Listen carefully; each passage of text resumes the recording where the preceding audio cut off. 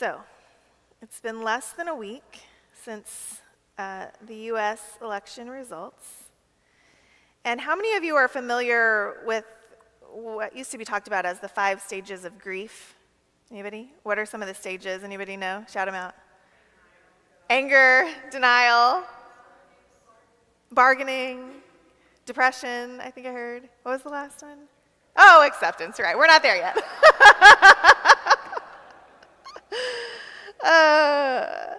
Oftentimes, if you Google it, they're presented as kind of a linear roller coaster looking picture. One followed by the next, followed by the next, followed by eventually acceptance. Theoretically, in the picture, it goes back up. But I have it on good authority from the grief expert in my own home that isn't really how we think about the stages anymore. They're not really stages of grief.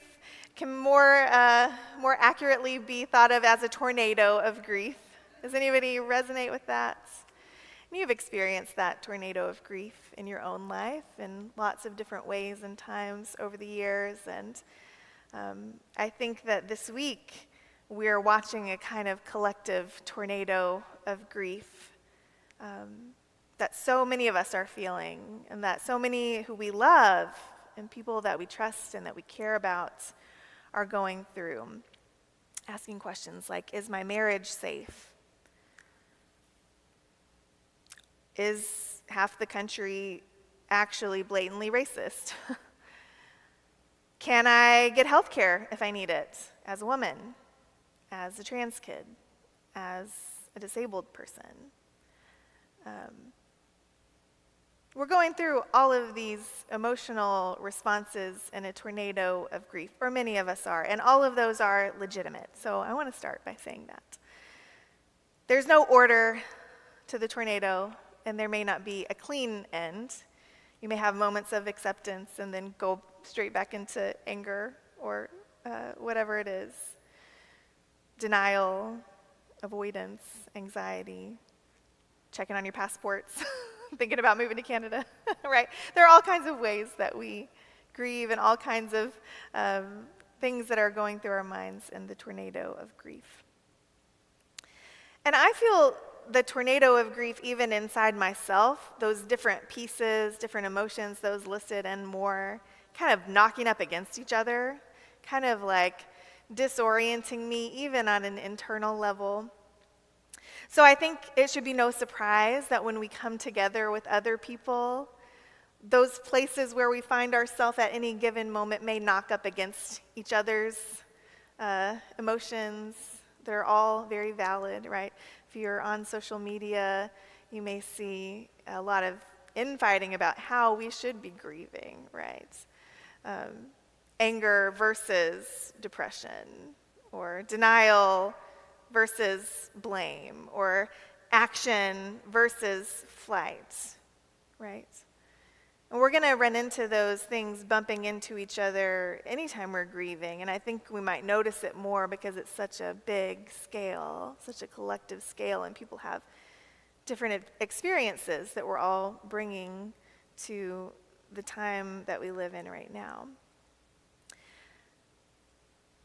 So I think what I am feeling on my heart to say today to all of you is that all of those feelings are normal, and we can meet them and we can meet each other with courage and compassion and curiosity, even in the midst of that tornado, right? Even in the midst. For yourself, maybe that looks like naming your feeling, right? Sitting with your feelings, even when they are contradictory inside yourself. Eventually, maybe you'll be at the point to ask what it has to teach you, or how it might be building your resistance, persistence. But not if you don't let yourself be where you are and ride that piece of the tornado, right? I've heard about some ways that you all are coping, even just in the last few days, from looking at cute puppy pictures to joining the Democratic Socialists of America to making friendship bracelets with profanities for your pastor friends. Is that just me? No? Okay. crying, napping, giving. All of these are valid and all of these are good. And you can do more than one of these things. You don't have to have everything worked out right now. And for others, for your neighbors who are also grieving, remember that they're also grieving. And it might look different than your grief. I think our call is to let each other grieve. Let each other grieve, right? You are not each other's enemies. We are all feeling such big feelings, so don't hold them against each other. We need a little extra grace in the world right now. Don't turn on each other. Don't judge each other, lest you be judged, right? Have compassion for each other like you have compassion for grieving people who have lost someone they love, who are fearful, who are angry. Have compassion. Be curious about what you can learn from each other. Have the courage to take the steps that you need to take to protect yourself and to protect each other. I think that in days like these, for communities like ours, the temptation is to isolate, right? To insulate ourselves from harm, to cut off people that are harmful, to double down on us versus them, right? But it's more important than ever right now to come together, to build a container that is big enough to hold the tornado of emotions, of fears, of vulnerabilities, of questions, of imperfections, because that is the container that will also hold all of our gifts, all of our growth, all of our power, all of our compassion and creativity and love. Beloveds, we need each other right now. The temptation to hole up and hunker down and distrust the world is strong. But I could be wrong about this, but I really don't think the world is against us. I really don't. And I know, and it's valid to feel that way. It's valid to feel that way. Yes, there is evil in the world, right? We knew that. Yes, there are racist, sexist, homophobic, transphobic people and systems in the world. We knew that. We've seen that on full display this week. I'm not trying to play that down in any way. But those people and the powers that encourage and embolden them want us to think that half the country hates you. And it's not true. It's not true. So many people voted in what they thought was their self-interest. We can disagree with that if we want, right? And when we are ready, and it might not be today, I hope that we can have the courage to look at that, right? With compassion, with curiosity. We are not going to blame the people. So many people who are desperate, who are subject to hundreds of years of ingrained racism and sexism, people who are flooded with alternate facts, people who are bombarded with different narratives than you and I every day. We're not going to blame the people, okay? The vast majority of people do not have hearts full of hate. I just cannot believe that. I am choosing not to believe that. I think the vast majority of people that you feel that from are just not liberated yet, right? And the truth is that we are not fully liberated either. And we have to remember that too. We are also subject to lifetimes of biased narratives, right?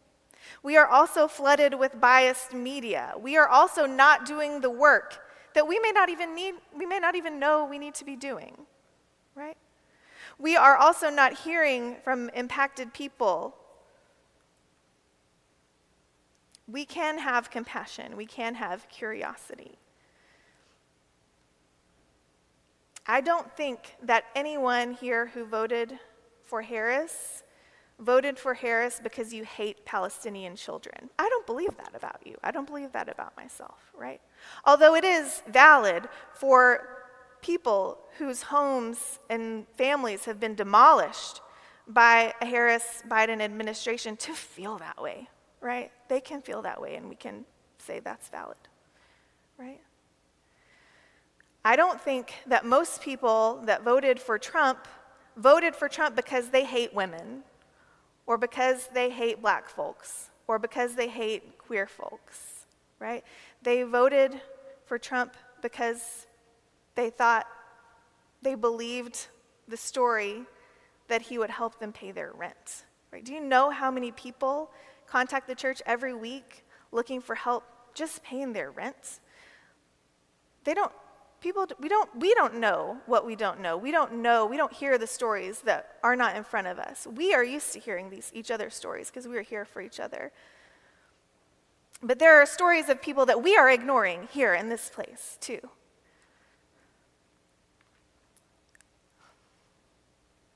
We are not fully liberated yet either. We have work to do, and I hope that we can see that work and have compassion for all God's children, for the people who we need to build bridges with, who we need to help liberate. So, we're not going to blame the people, okay? Or I encourage you to not blame the people. And instead of isolating and insulating and blaming, and okay, if that's where you are in the tornado, that's okay. That is valid. That is valid to be there. But those feelings, those experiences of grief are going to come through, and they're going to keep going. And so are we, right? We are going to hold on in that tornado to the anchors of courage and compassion and curiosity and humility. Can we do that? And we are going to work for the liberation of all God's children, all God's children. We are going to take steps. We are going to take danger seriously. We are going to protect ourselves and others. And when we find ourselves judging others for not doing the work, when we find ourselves judging people for not seeing the impact of their vote, let's take that as a flag to get curious about ourselves. Let's take that as a flag to look at what work we need to do, to look at what impact we are having that we need to see. This has always been our task, right? It's always been our task. And if the silver lining of this week is that we can come together and see it with laser vision, then let's grab a hold of that, okay? Let's do what God does. Let's join as best we can in the work that the psalmist talks about, executing justice for the oppressed, not just ourselves, but all the oppressed, giving food to the hungry, not just ourselves, but to all the hungry, setting the prisoners free, not just the ones that we know about, the ones that we are still learning to see, opening eyes, including our own eyes, lifting up those who are bowed down, protecting the stranger, upholding the poor. We will continue to do these things that are so ingrained in the blood of UBC and in all of the work that we do, and we will take this as a challenge to go further, to look deeper, to find more folks in need of liberation, and to excavate our own hearts as well. Beloved, feel all your feelings. Feel them all. They're all valid, but don't let it isolate you from each other and from the world. The world needs us right now. Feel all your feelings and let that feeling connect you to the suffering of the world, to people you might have seen as enemies. Let that suffering that you feel connect you to the heartbeat of the world around you.